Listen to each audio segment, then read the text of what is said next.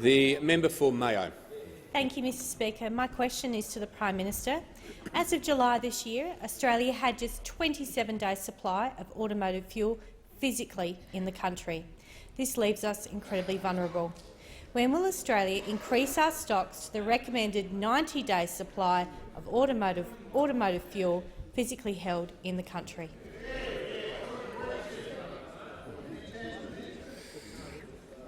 The Minister for Energy.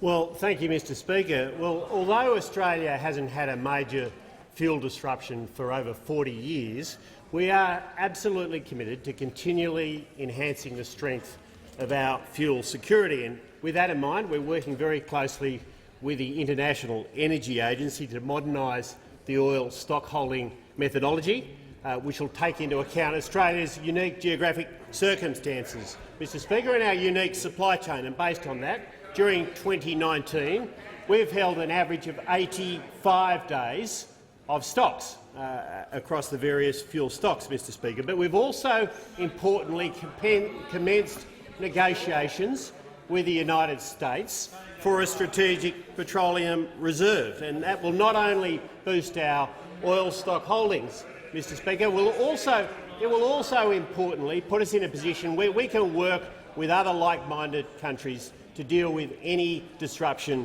that might occur in the future, Mr Speaker. Now, we're being very deliberate with this very important topic, and I'm glad that the member raised it. With the final liquid fuel security report due later this year, the review will help to inform future decisions on this important topic, and it'll include any decisions around holding additional stocks offshore, Mr Speaker.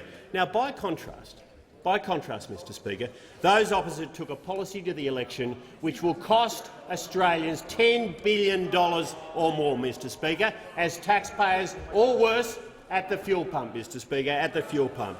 Now, there is one other certain way to improve our fuel security, and that is to make the most of Australia's ample oil and gas reserves, Mr Speaker. Now, the Northern Territory Labor government has shown great leadership on this with the work they're doing on the Beetaloo Basin, and we've contributed $8.4 million to getting that very prospective basin for oil and gas into operation. But I call on all states, including the Victorian State Labor government, Mr Speaker, to remove blanket bans and moratoria on gas and oil exploration. And I also acknowledge the great potential for oil and gas developments in the great state of South Australia, Mr Speaker. It's time to get on and deliver on Australia's oil and gas potential in the coming years.